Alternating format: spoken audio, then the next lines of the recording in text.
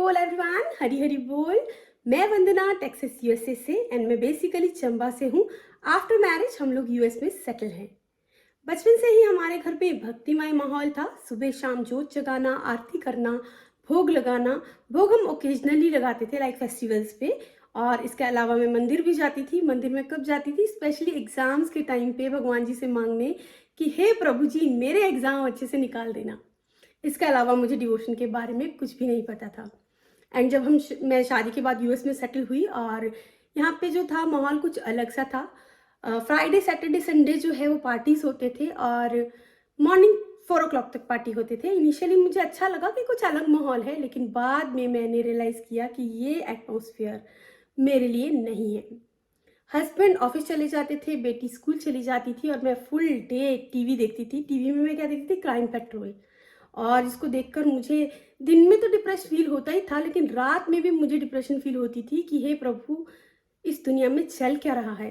और मैं over thinking की बहुत खराब मुझे आदत थी। मैं फुल डे वॉल को स्टेयर करती रहती थी और मुझे पता भी नहीं था कि मैं सोच क्या रही हूँ। लेकिन मेरे लाइफ में जो है वो चेंज आया। वो चेंज कब आया? जब एक दिन मेरी यंगर सिस्टर चंदा ने 2018 में मुझे गोलोक एक्सप्रेस के ऑनलाइन प्लेटफॉर्म के बारे में बताया। उसने मुझे बताया कि मुझे कुछ भी नहीं करना और कहीं जाना भी नहीं है, घर बैठे फ़ोन पर जो है वो सत्संग सुनना है, भागवत गीता का अध्ययन करना है। तो मुझ पर हरी कृपा होनी ही थी और मैंने उसे यस बोल दिया। मेरी डायरेक्टली जो रीडिंग है फर्स्ट भगवत गीता की, वो नितिन जी के माध्यम से स्टार्ट हुई। सैटरडे संडे जो है वो सत्संग होते थे। मैं सच बताऊं तो मुझे मेरी फर्स्ट रीडिंग में भगवत गीता में क्या बताया गया है कुछ भी समझ में नहीं आया। समझ में आया तो सिर्फ इतना कि ये जो 1 घंटा मैं सत्संग कर रही हूँ इसका फल तो मुझे ज़रूर मिलेगा। इसी लालच के साथ मैंने आगे सत्संग सुनना शुरू किया। और जब चैप्टर 6 आया तो इसमें अर्जुन जी ने श्री कृष्ण से क्वेश्चन किया कि हे प्रभु उस असफल योगी का क्या, जो तो आरंभ में बहुत ही श्रद्धा से और मतलब तेजी से भक्ति करते हैं, लेकिन बाद में जो है भौतिक इच्छाओं में फंसकर जो उनकी डिवोशन है वो छूट जाती है। तो श्री कृष्ण ने उनको आंसर किया कि ऐसे असफल योगी पवित्र आत्माओं के कुल में और रिच फैमिलीज में जन्म लेते हैं। वहां से वो अपनी देवी चेतना को जगाकर जो है अपनी डिवोशनल प्रैक्टिसेस आगे बढ़ाते हैं। तो मेरे मन में फिर से लालच कि अच्छा, इन केस अगर मेरी डिवोशन जो है बीच में छूट गई तो नेक्स्ट बर्थ जो है मुझे रिच फैमिलीज में कंपलसरी मिलेगा। इसी लालच के साथ जो है मैंने आगे सत्संग सुनना शुरू किया। नो डाउट कि ये जो लालच है अब खत्म हो गई है। अब मुझे अच्छे से पता है कि जो मेरा ये मनुष्य जीवन मुझे मिला है वो श्री हरि के साथ भूले हुए कनेक्शन को बनाने के लिए मिला है। इसी बीच नितिन जी ने जो है मिथ बस्टर की सीरीज और जो लाइफ के फंडे है उसकी सीरीज करवाई। वो दोनों ही सीरीज मेरे लाइफ में बहुत ही पॉजिटिव चेंज लेकर आए। मेरे गुस्से में कंट्रोल हुआ, ओवर थिंकिंग में चेंज आया, मैंने वाटर इनटेक और फ्रूट इनटेक ये सब स्टार्ट कर लिया। तो बहुत सारे पॉजिटिव चेंज आए। और इसी दौरान जो है सत्संग मर्ज हुआ। पहले सत्संग 2 days होते थे और सैटरडे संडे। उसके बाद जब सत्संग मर्ज हुआ तो 5 days सत्संग होने लग गए। तो एवरीडे पॉजिटिविटी का डोज मिलने लग गया। ये कुछ ऐसा ही था लाइक एक फ़ोन को हम कैसे चार्ज करते हैं तो वो फुल डे कैसे स्मूथली काम करता है, सेम एज अगर हम पॉजिटिविटी के डोजेज जो है वो लेते रहेंगे तो हमारी लाइफ फुल ऑफ जो है पॉजिटिविटी से एवरीडे वर्क करेगी। निखिल जी, नितिन जी, प्रीति जी के माध्यम से एवरी डे हमको कुछ ना कुछ सीखने को मिलता था और उस पर जो डिवोटीज के रिव्यूज थे वो सोने पे सुहागा। सत्संग में जो भी सिखाया जाता था उसे मैंने अपनी लाइफ में इम्प्लीमेंट करना शुरू किया।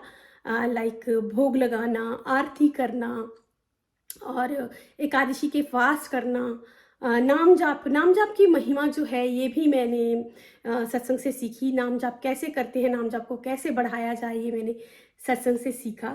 हमारे मेंटर सत्संग में हमेशा ही कहते हैं कि अपने आप को प्रभु भक्ति में इतना व्यस्त कर लो कि आपको आपके लाइफ का लो फेज याद ही ना रहे। देखिए हम ह्यूमन बीइंग हैं, लो फेज भी आ सकता है तो माया के अटैक भी होते हैं। तो अभी मैं कुछ इस तरह से करती हूँ, अपने आप को मालाज के टारगेट दे देती हूँ। 18 माला और 32 माला, 64 माला, 108 माला, इस तरह से मैं अपने आप को माला के जो है वो टारगेट दे देती हूँ। और बिलीव मी जब वो टारगेट हिट होते हैं तो एक डिफरेंट काइंड की हैप्पीनेस जो है वो फील होती है।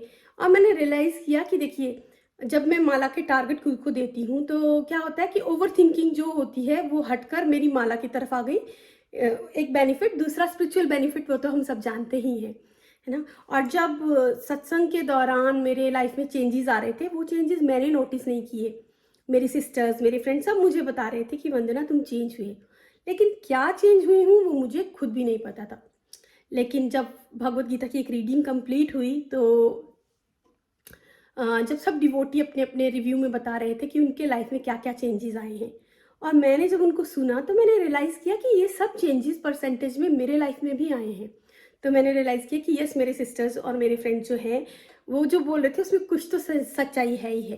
लाइक फर्स्ट रीडिंग में अगर मैं 20% चेंज हुई होंगी तो सेकंड रीडिंग में मैं 40% और थर्ड रीडिंग में मैं 60%, सो ऑन। इस तरह जितनी हम रीडिंग करेंगे उतना हम कुछ नया सीखते ही जाएंगे और लाइफ में जो है वो पॉजिटिव चेंजेस आते ही जाएंगे। नाम जाप करना भी ये जो है सत्संग में सिखाया गया। अपने ही टाइम में से टाइम कैसे चुराया जाए ये नितिन जी ने हमें बताया। इनिशियली मुझे एक माला करना भी बहुत टफ लगता था और मुझे ये लगता था कि ये बीट्स कब ख़त्म होंगे, और जब मैं चैंट करने बैठती थी उसी वक्त मुझे सब घर के काम याद आएंगे। आज खाने में क्या बनेगा या मैं पार्टी पर क्या ड्रेस पहनूंगी, ये सब चीज़ें मुझे उसी वक्त याद आती थी। लेकिन मैंने सत्संग में सुन रखा था कि अगर हमें 10 मिनट के नाम जाप में 1 मिनट भी मन लगता है तो वो बहुत बड़ी बात है, और मन लगे ना लगे हमें जो है चैंट करना ही करना है। और मैंने वही किया। अब अभी मन भागता है तो मैं अपने मन को पकड़ कर लाती हूँ कि नहीं, मुझे चैंट करना है।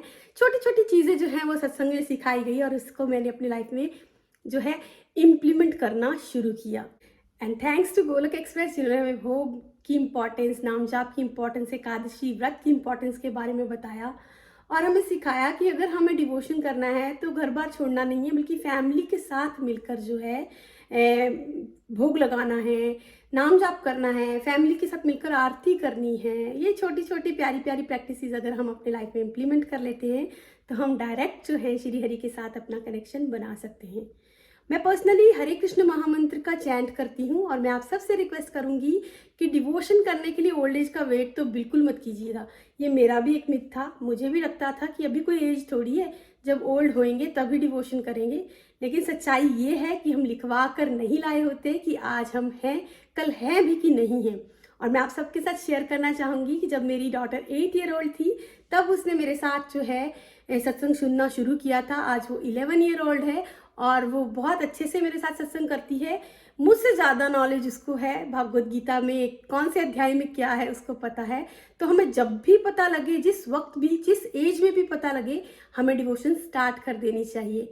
तो अंत में मैं सिर्फ इतना ही कहूँगी, न शस्त्र पर न शास्त्र पर, न धन पर ना ही किसी युक्ति पर, मेरा जीवन तो आश्रित है प्रभु केवल और केवल आपकी कृपा शक्ति पर। गोलक एक्सप्रेस में आइए, दुख दर्द भूल जाइए, ABCD की भक्ति में लीन होकर नित्य आनंद पाइए। हरी हरि बोल जी, हरी हरि बोल।